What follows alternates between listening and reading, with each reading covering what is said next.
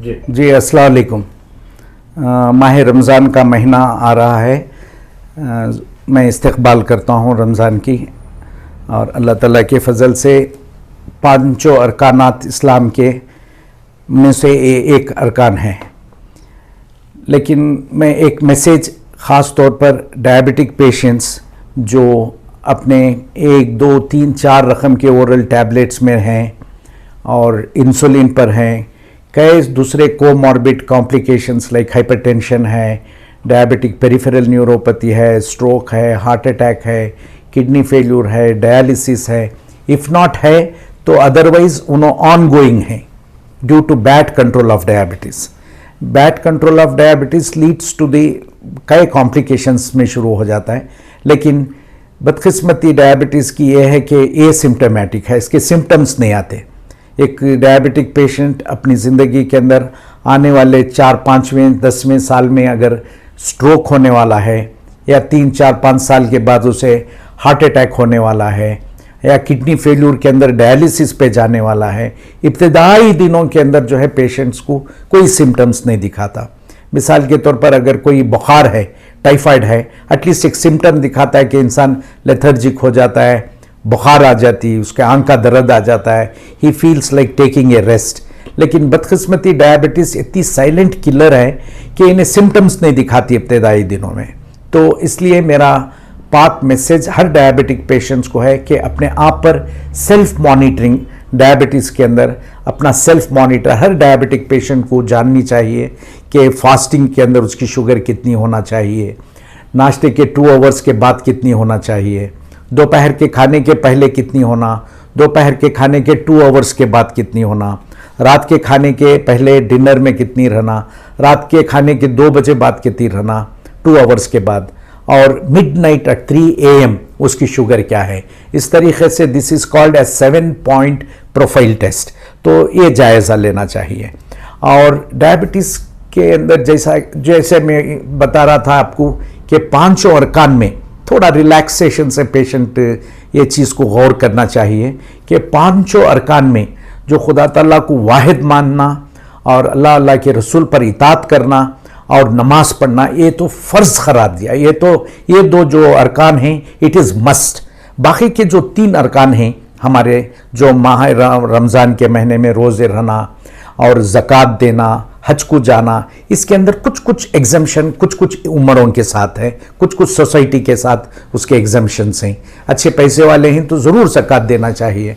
अगर ऐसे भी होते हैं बाज़ घरा के ज़कात लेने वाले भी हो जाते हैं, या हज के मौके में उनकी सेहत हो या उनके पैसे हो या उनकी ज़िम्मेदारियां पूरे नहीं हो तो उनके लिए हज भी एग्जम्पशन है। इसी तरीके से डायबिटीज़ के अंदर जो है रोज़ों के अंदर उन्हीं लोगों को जो सेहतमंद हैं या वेरी गुड प्लानिंग, एजुकेटेड तरीक़ा, एक गुड ख़ानदानी आदमियाँ हैं जिन्हों माह रमज़ान की कदर करते हुए 3, 4, 5 मंथ्स पहले जो है उन्होंने तैयारी कर लेना चाहिए कि हमारा रमज़ान आ रहा है, मैं मेरे अपने तक़वे को कैसा ये करना चाहिए, मेरे डाइट एडवाइस से, मेरे अपने स्ट्रेस वैल्यूज़ से, अपने नमाज़ों की तरफ गौर और अल्लाह ताला के साथ बार बार दुआएं कर लेते हुए जो है अपनी तैयारी कर लेना चाहिए। और अपने डॉक्टर्स के साथ, जो ट्रीटिंग डॉक्टर है उसके साथ पहले ही डिस्कस कर लेना चाहिए कि 3, 4 मंथ्स पहले हमारा अब रमज़ान आने वाला है, मैं कौन से टैबलेट्स कैसा खाना है, जो मॉर्निंग के सहरी में कौन सी, इफ्तियारी में कौन सी, बोलकर वो भी प्लानिंग करना। If the patient is more than 10 years, 12 years, 15 years of diabetes, वैसे पेशेंट्स को बीटा सेल्स, लबाब में बीटा सेल ख़त्म हो जाते हैं तो तब इंसुलिन बनने के इम्कानात नहीं रहते, तो वैसे पेशेंट्स इंसुलिन पे डिपेंड होना पड़ता है।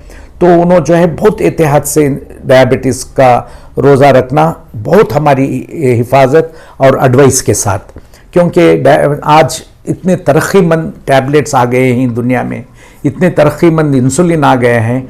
आज एक मिसाल देते हुए मैं बोलूं तो आज शुगर हाई से 1 इंसान मर रहा है और शुगर लो से 5 इंसान मर रहे हैं, क्योंकि हाइपोग्लाइसीमिया तो इमरजेंसी मेडिकल मैनेजमेंट करना चाहिए। शुगर अगर डाउन होगी तो, शुगर है तो कुछ टाइम है, अगर किसी का शुगर 200, 300, 400 है, आज अपने डॉक्टर के पास जाने मन नहीं हो रहा है तो कल अगर जा रही, परसों जा रही तो चलेगा एक हद तक, लेकिन शुगर किसी की 60 और 70 हो गई है, उन्हें हाइपोग्लाइसीमिक हो गया है, हाइपोग्लाइसीमिक कोमा में जा रहा है, उसका ब्रेन डेथ में जा रहा है, हार्ट रुकते जा रहा है, तो it is an emergency, we have to bring the patient to the ICU wards.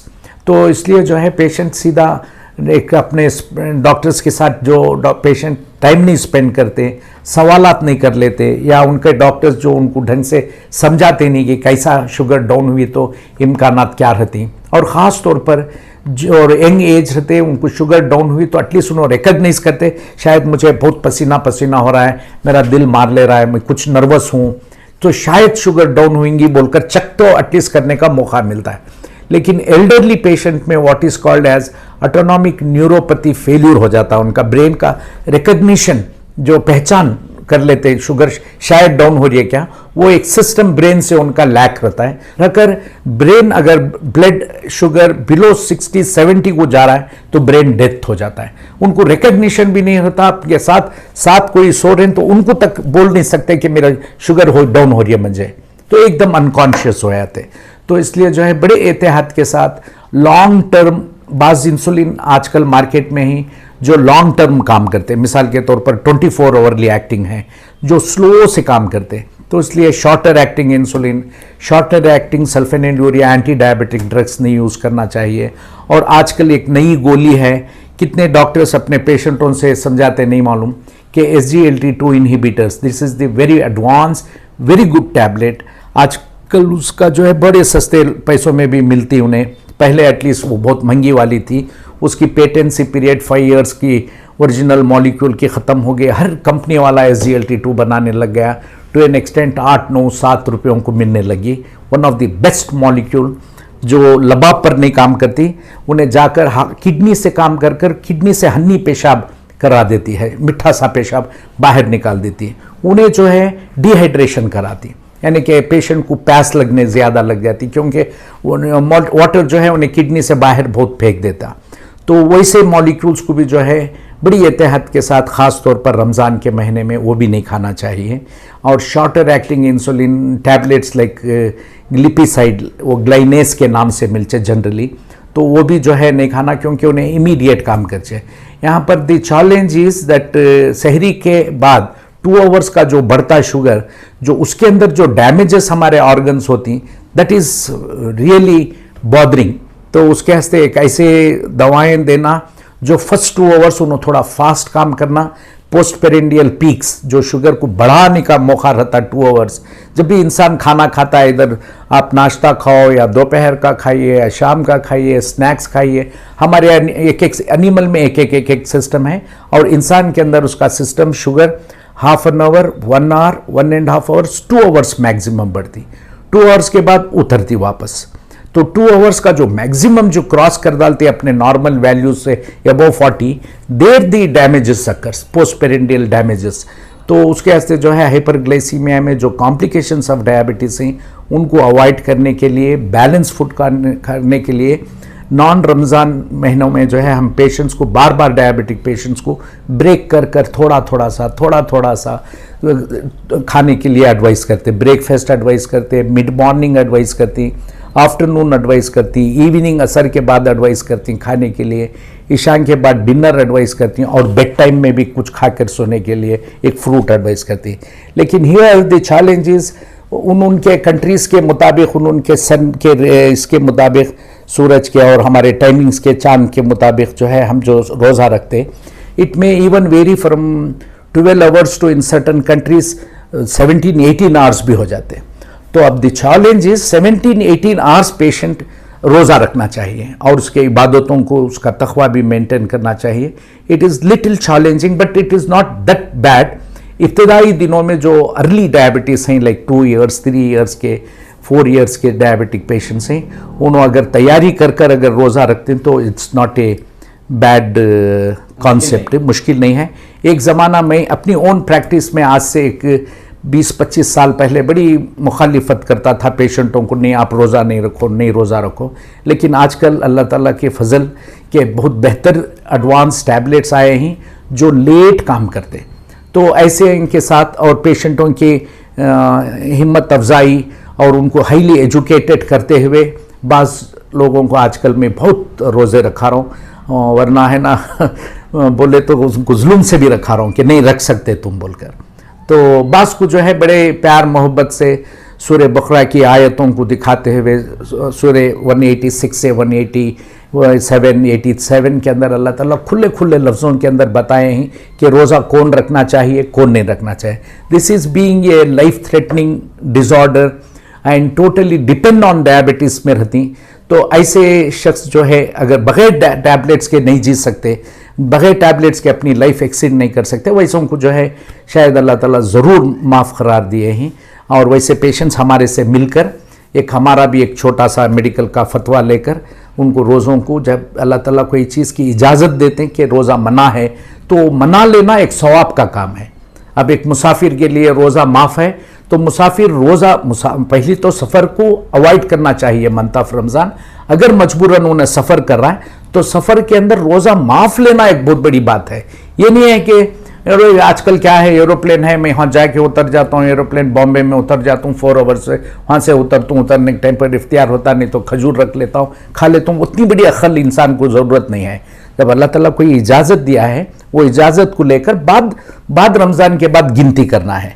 तो इसी तरीके से जब अगर डायबिटिक पेशेंट बहुत वर्सन प्रॉब्लम्स हैं, कॉम्प्लिकेशंस हैं, जब आपको टाइम दिया गया है, अल्लाह ताला का हुक्म दिया गया है, तो वैसे टाइम पर माफ़ी लेना भी एक नेकी और हम जो है खुदा की किताब पर अमल करने वाले हो जाते हैं।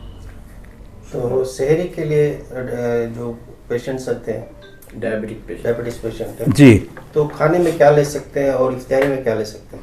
सहरी में जो है पेशेंट्स सबसे बेहतर तरीक़ा अर्ली मॉर्निंग जो है एक ऐसे खाने खाना चाहिए जहाँ पर उन्हें इमीडिएट डाइजेस्ट नहीं होना चाहिए। लाइक फॉर एग्जांपल कार्बोहाइड्रेट चावल है ना, एक इमीडिएट डाइजेस्ट हो जाता है तो सेकेंड आवर की शुगर जल्दी बढ़ जाती और बात जल्दी कम भी हो जाती है और लॉन्ग टर्म में नहीं रहती।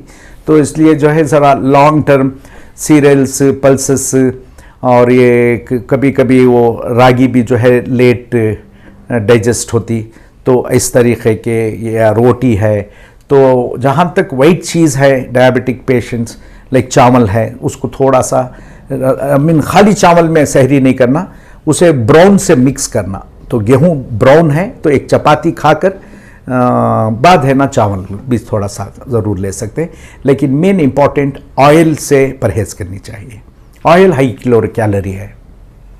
तो इफ्तारी में जो है अक्सर जो है समोसे, बड़े बोंडे, रमज़ान जो आता है हाँ, भाई कलंगड़ा, ये सब चीज़ खाने का मन करता है। तो ये शुगर पेशेंट किस तरह से नहीं, डायबिटिक पेशेंट ख़ास तौर पर जो है बड़े तक़वे के साथ रोज़े रहना चाहिए, अपने बड़पने के साथ रहना चाहिए, समाज के चीज़ों को जल्दी जल्दी अडॉप्ट नहीं कर लेना।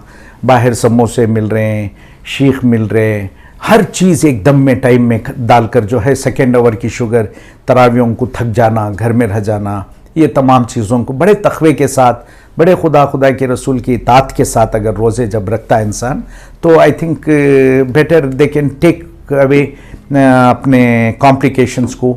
और ऑयल ख़ास तौर पर जो समोसे unnecessarily, not only diabetic patient, even because today we in India we have 77 million diabetic patient, out of which 140 million are standing in the pre-diabetes stage। तो डायबिटीज़ बनने के वास्ते अभी रुके हुए हैं। Obese patient, sedentary life, stress, tension, ख़ानदान, over eating habits, जो है अभी एक 140 मिलियन लोग प्री डायबिटीज़ स्टेट में हैं जो कल डायबिटीज़ बनने वाले हैं। तो इसलिए जो है इंडिया के अंदर सारी दुनिया का अगर पॉपुलेशन भी अगर देख लें तो एवरी 17th सिटीज़न दुनिया का इंडियन है उन्हें और डायबिटिक है। अगर इंडिया का पॉपुलेशन में देख लिए तो एवरी 4th इंडियन जो है आज डायबिटिक पेशेंट है। तो इसलिए ये है डायबिटीज़ इंडिया का, वर्ल्ड का कैपिटल सिटी है इंडिया। तो इसलिए जो है बहुत आपका भी शुक्रिया जो आप एक मीडिया के साथ जो पेशेंट्स में आगाह करा रहे हैं।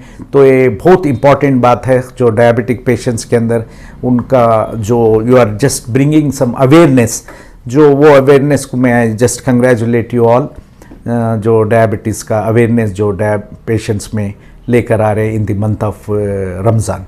तो इफ्तार में क्या ले सकते हैं? इफ्तारी के बाद जो है फ्रूट क्या ले सकते हैं?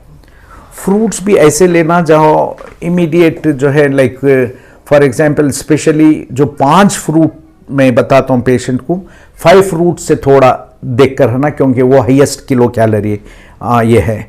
अब आम का भी सीज़न आ जा रहा है, आम, सपोटा, सीताफल, पाइनएप्पल एंड जैक फ्रूट, वो फनस, ये 5 फ्रूट्स हाई किलो कैलोरी।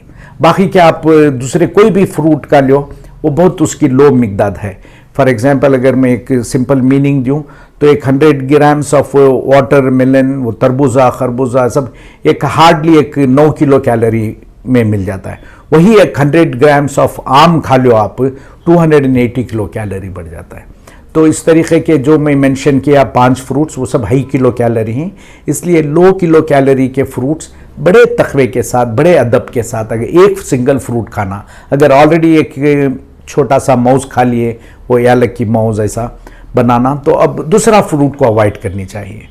तो उसके वास्ते जो है और फ्रूट्स खा लेना, इफ्तियारी में भी वहाँ सबके साथ, मस्जिद में भी खाना, घर में भी आकर खाना, और खाने का एक प्रोग्राम बना लेना, 8 ईशा के बाद, तरावीह के बाद शरबतों का बना लेना, हरीरों का बना लेना, और सहरी में उठकर सुबह ही खा लेना।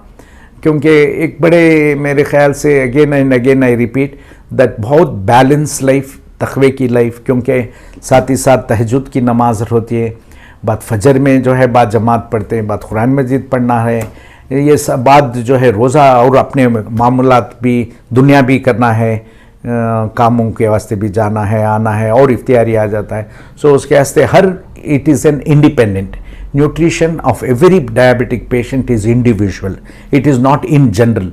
तरबूजा खा सकती बोले तो पूरी पॉपुलेशन खा सकती बोल कर नहीं, एक दूसरे का, तीसरे का, चौथे का, it is individualise. Unlike treatment is individualise, so also their diet habit should be individualise with very much common sense.